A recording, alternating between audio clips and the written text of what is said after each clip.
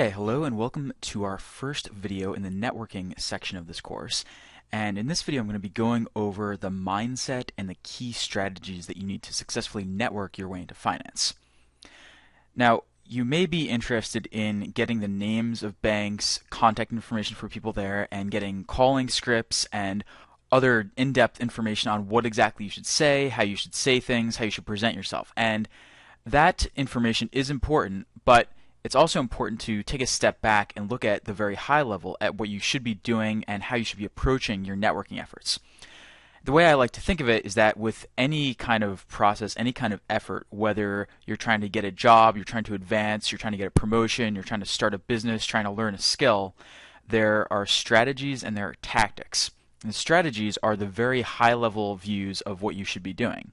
So a strategy for networking might be conducting informational interviews or presenting yourself in a certain way, and then the tactics might be what you say, when you say it, how frequently you email a person, things like that.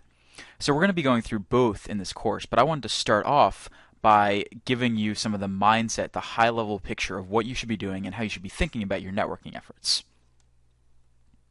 And to start with, I want to frame the discussion around the two key mistakes that most people make when it comes to networking.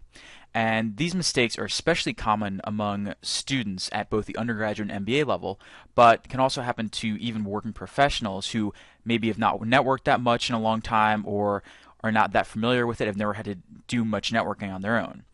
The first mistake is trying too hard. So trying too hard to impress people, bragging too much about your own qualifications, credentials, your grades, your accomplishments, things like that. And this almost always backfires. Generally, especially the younger you are, the more this can backfire. Because if a banker is talking to someone who's an undergraduate right now, there's no way that a person at that level who hasn't even had much, if any, full-time work experience is going to be able to say enough to impress the other person. They don't have the relationships. They don't have 10 or 20 years of work experience and a proven record of getting revenue or clients or anything like that. And so it's almost always a mistake to try too hard and to overstate your qualifications, to try to seem too serious when you're talking to people. The other mistake is not trying hard enough. And basically what this means is that some people will approach networking and they think that all you have to do is call 5 people, maybe just cold call a few different firms, talk to a few alumni, and then you should be set. Well, this is a big mistake, especially if you're coming from a school that isn't as well known, a school that a lot of banks don't recruit at, or maybe you're in a job or other position where it's just not common for people to move into investment banking or into business-related fields. You're going to have to try extra hard if you're in those types of positions. When I was first creating this course, I interviewed dozens of people, and the one thing they all had in common, and I'm talking about people who got in from every imaginable background, is that they all put in months and months of effort into their own networking. For some of these people, it came down to a lot of cold calling, trying different firms every single day because they just didn't have that many connections in the industry. They didn't have a good, solid alumni network. For others, they had some of the alumni connections, but they didn't have the background. They didn't come in with the types of work experience and educational backgrounds that most banks, private equity firms, and other financial institutions actually recruit from. So they had to try extra hard to make up for that. And looking at these two mistakes, you might be saying, okay, well, how do I know whether I'm trying too hard or whether I'm not trying hard enough? And we're going to be getting into this in a lot more detail further on in the course when we go into what an appropriate level of effort is, how much you should really be calling people, talking to people, how many people you should be contacting at each stage of the process. But for now, keep in mind that generally speaking, when it comes to networking, you want to go for the middle of the road. When you're making an outreach effort and you're trying to contact a lot of people, you want to be as expansive as possible. But when you actually go about contacting them, calling them, emailing them, you don't want to come across as desperate. You don't want to go up to them and say, oh, I've been calling 200 people for the past 2 weeks. You don't want to go up to them and say, I'm really well qualified. Look at how high my grades are. Look at how much great experience I've had, because it's just going to backfire. And so your efforts should be extensive, but you should never be giving off the impression that you're desperate. I think one of the best quotes that I've heard, I don't even remember where I heard this. I think someone mentioned it, or maybe I saw it online once, that nerds don't get the job. Sharp, socially adjusted people do. And basically what this means is that, again, a lot of people come into the networking process and they think that bankers want to hear about how much about finance they know, about all their experience day trading or about their corporate finance classes, things like that. And that's really the wrong strategy because honestly speaking, that's actually the last thing that most finance professionals want to hear about. They spend all day dealing with that. And I don't care how much you like something, if you spend 60, 70, 80, 100 hours a week talking about a certain topic, working in a certain field, you're probably going to get tired of it after a while and you want to talk about other things. Now, this doesn't mean that you can just come into investment banking or any field of finance and not know your stuff. It's important to understand the fundamentals and to be able to pick up the rest as you go along. But ultimately, when you're networking, it's more about becoming friends with people, getting people to like you. And I've said before that in terms of interviews for investment banking and even resumes, the way I think about it is that you have to answer three key questions. Are you smart? Can you do the work? And do I like you? And I would say that for interviews and resumes, those three criteria are probably about equal. In other words, you're probably not going to get the job, even if you're really likable, if people don't think you're intelligent enough to do the work or if they think you don't have the work ethic to succeed. But when it comes to networking, I would argue that actually the last one there, whether or not people like you, is actually quite a bit more important than the first two. And again, it all comes down to when you're networking, typically you're talking to people outside the scope of work. So you're either meeting them after work at information sessions, or you might be meeting them on the weekends, or you might just be calling them and they might be taking a break or not be focused on something related to work at the time. And so inevitably the conversation is going to turn to things outside work. And that's why it's so important to, as this quote would suggest, be sharp and socially adjusted. And I've seen this time and time again. People are always tempted to talk about the market, about work, about recent deals, things like that. And it's not a terrible mistake to do this necessarily. You can start a conversation by asking about a person's background, their own career, for example. But if you find yourself constantly asking questions like, where do you think the market is heading? What do you think is going on with this company? What do you think about the future of the industry? Those are not really good questions for anyone in investment banking, anyone in finance, because again, they deal with it all day, and no matter how well informed you think you are, chances are you probably haven't worked in the industry, or if you have, you've probably been working in it, or you've worked in it for a far shorter time than anyone full-time that you're speaking with currently. And so you want to try to stay away from these topics, whether you're meeting people in person, just speaking with them on the phone, or anything like that. Because quite honestly, it's just going to result in them being put to sleep, which is the last thing that you want. So instead, you want to spend your time talking about other things, talking about your ski trips, your hobbies, your study abroad experience, your trip to Spain, even recent events in the person's life, whether it's their recent wedding, some kind of vacation, something like that. Those are all much better topics to talk about. And when you first meet someone, you may not be able to speak intelligently about all this stuff. You may not know enough about them. They may not know enough about you. But what your job is whenever you establish contact with someone, it's to find common interests, things that you have in common, whether it's going to the same school, participating in the same activities, coming from some kind of similar background, and you want to focus in on that as much as possible, because others are always going to be more drawn toward people who seem like them rather than people who are completely different or who don't seem interested in their background at all. You're always going to get a lot farther by being more interested in the person and their own background, anything that's unique to them, as opposed to just asking the same kind of generic questions to everyone you meet.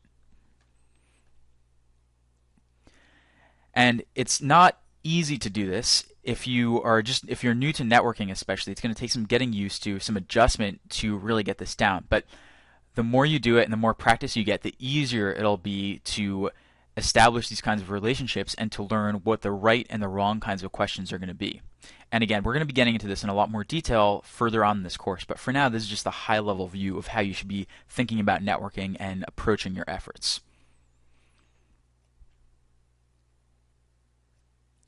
Now, another really important point with any kind of networking, whether or not you're trying to build long-term relationships or you're just cold calling firms, is persistence. And you might have heard this advice many times before, whether it's been on my site or on related sites or even in just standard generic networking materials, that you have to call a lot of people, you have to set up a lot of meetings, go through a lot of different contacts before you can expect to see any results. And I certainly agree with this, but I think there's another point to the whole concept of persistence that a lot of people often miss when they're discussing any type of long-term effort like networking, which is that you need to be persistent to a point, which basically means if you keep trying the same exact strategy over a very long period of time, over months to a year, and you're just not seeing any results from it, then you need to change what you're doing. So yes, you need to experiment and try different things, and you need to stick with something long enough to assess whether or not it's actually working. But then if it's not working, you need to adapt and change what you're doing. So maybe you're approaching interviews with alumni in the wrong way, maybe you're asking the wrong questions, maybe you're not coming across well, and maybe that's why they're not being very receptive to you. Maybe you're cold calling the wrong types of firms and you're just not getting any responses like that. Maybe your scope is too limited and you need to expand the set of companies or people that you're speaking with, and maybe that's what's going wrong. But you need to take a step back. You need to ask other people for input and maybe go to your friends, go to others in the industry and explain what you're doing and ask if there's anything you should be changing about your networking approach. Because often other people can give you a much better view of what you might be doing right and what you might be doing wrong than you might otherwise realize on your own. And in terms of persistence, I think there are really 4 areas that deserve to be mentioned here. One is the concept of leaving no stone unturned. So another common mistake I found when I interviewed dozens of people to figure out how you could successfully network into finance, even in a poor economy, bad market, a bad hiring environment, one of the common mistakes that pretty much everyone gave is that they overlooked names when they were networking their way in. So maybe they only contacted business school alumni and they forgot about undergraduate alumni. Maybe they forgot about summer programs that they went to. But it seems like almost everyone overlooked some names and didn't make their search as extensive as it could have been. Another mistake is what I was just talking about before, with networking really being more of a marathon than a sprint. A lot of people try to save all their efforts to the end, and maybe they wait till graduation or shortly thereafter and then they start networking. Well, that's almost always going to be a mistake, and no matter how little time you think you have when you're still in school or when you're at a job currently, you should still be networking on the side, because if you wait till the last minute, there's just no way you're going to be able to compete with people who have been networking all along. And that's especially true if you're trying to get into larger and more well-known firms. A last-minute effort can work, but ultimately you're going to be better served if you're persistent and you contact a few firms each week, as opposed to trying to contact 50 or 100 people every week in the month before you graduate.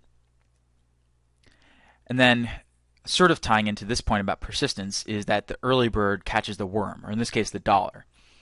So again, I've interviewed lots of people, and sometimes last-minute efforts can work, but more often than not, the people who succeed, the people who actually get into finance, have been doing a lot of networking all along. They've been doing it. If they're an undergraduate, maybe they've been doing it for a couple of years. They've gotten some internships out of it. They've gotten a lot of alumni connections. And if it's someone who's already working or someone at a slightly higher level at business school or such, they've also been doing it for a few months to a few years, and they've established contact with a lot of people. They have a lot of friends in the industry who are willing to help them out. And again, depending on what you're doing, maybe if you're making a last-minute cold calling effort, then potentially it could work. You could wind up at a smaller firm. But ultimately, if you want to have more options and you want to also have a good shot at going to bulge bracket banks and larger firms, it really helps to have an early start and to be establishing contact with a lot of bankers and other people in the industry early on. And then finally, going back to what we talked about just before, is adaptation. So if you find that one approach is not working very well, go ahead and try it and test it out for maybe a few weeks, see what happens, see what the results are. But if you're not getting any results, don't keep doing it. Ask other people for input, see what you might be doing wrong when you're networking and talking to other people, and see what you can do about it. So don't keep doing something endlessly if it proves to be ineffective. And it can be difficult to judge whether or not something's not working or whether or not you're just not being persistent enough. But what I would say for this is you want to look at incremental progress. So, for example, if you start cold calling firms and maybe you don't get responses from any out of 100 or 200 you've called, that's probably an indication that your approach is off, or maybe you're doing something wrong, you're targeting the wrong firms, something like that. But if you start calling people and maybe the first week you don't get any responses, the second and third week you start getting 1 or 2 responses each week, and then after that you start getting more responses, that's an indication that your efforts are probably working well. And it's not to say they're perfect. Maybe you could still improve on things, but really to decide whether or not you need to adapt and change your approach, it's all about incremental progress. You have to look at what you're doing and figure out whether or not you're making progress or whether or not you're just spinning your wheels and staying in place. And if that's the case, you need to change and adapt and modify your approach.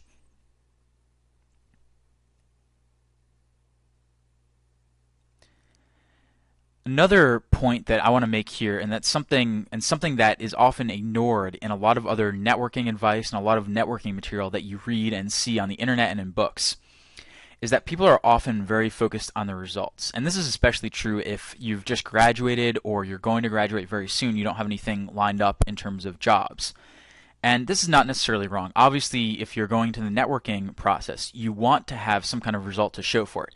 You want to be able to say that you've gotten a job out of it or a lot of connections or something like that. So you want to have some type of result to point to. But keep in mind that if you're solely focused on results and you don't care about anything else, then your networking efforts are probably not going to work that well, and it may also mean that perhaps finance is not the industry for you.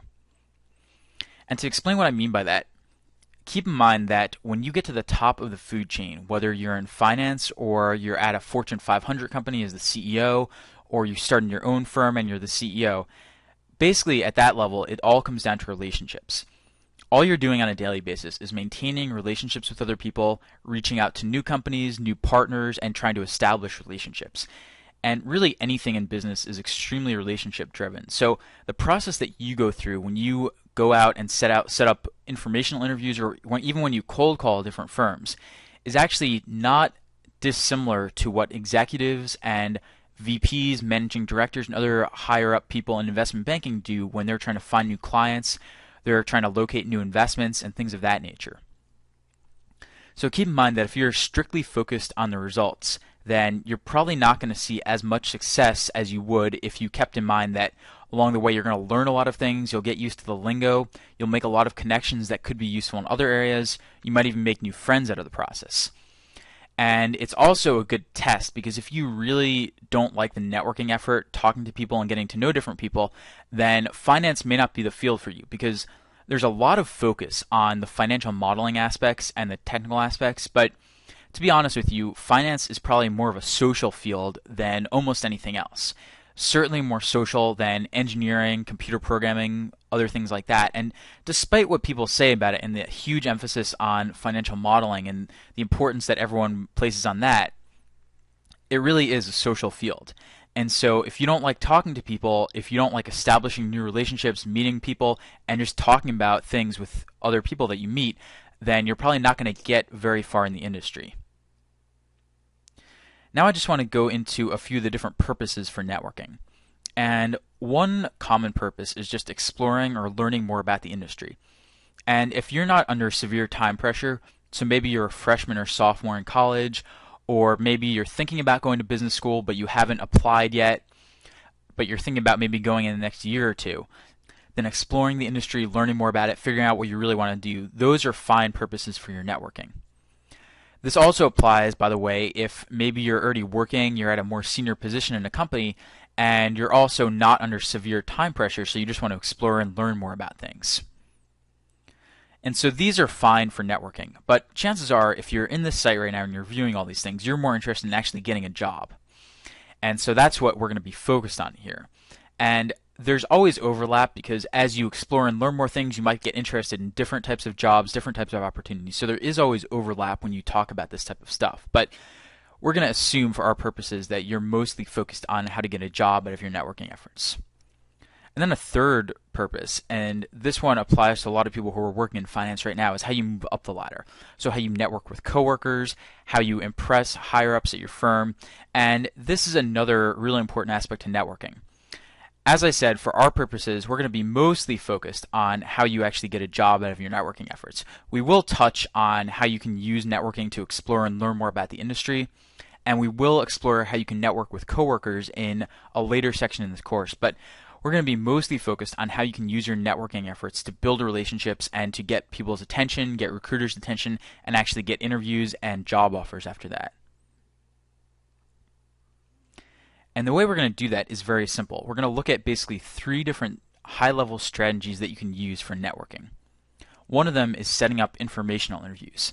So contacting alumni at your school, going through your professional network, going through friends and family, going through other people that you have some type of connection to, setting up informational interviews, developing a relationship with them, and then when the time is right, going in and asking for something specific, whether it's a referral, asking how you can position yourself for an interview, or something else along those lines. The second method we're going to look at is cold calling. And this is actually simpler in many ways than establishing relationships because you have a very set purpose. It's not too complicated. It's more about persistence and following up than it is about figuring out your story, asking the right questions, and getting people to like you necessarily. But cold calling can work very well, especially for internships and also for smaller firms, anyone local as well. And then the third strategy we'll look at is coworker networking. And with coworker networking, there's really a lot of overlap with informational interviews. The main difference is that you don't have to be quite as formal because you have some connection to the people already. So you can be a bit more direct with what you say. One difference, though, is that you do have to take more care. You have to be more cautious about what you say and to whom you say it because there's always a risk that rumors could start going around, that people could figure out that you're looking for other opportunities.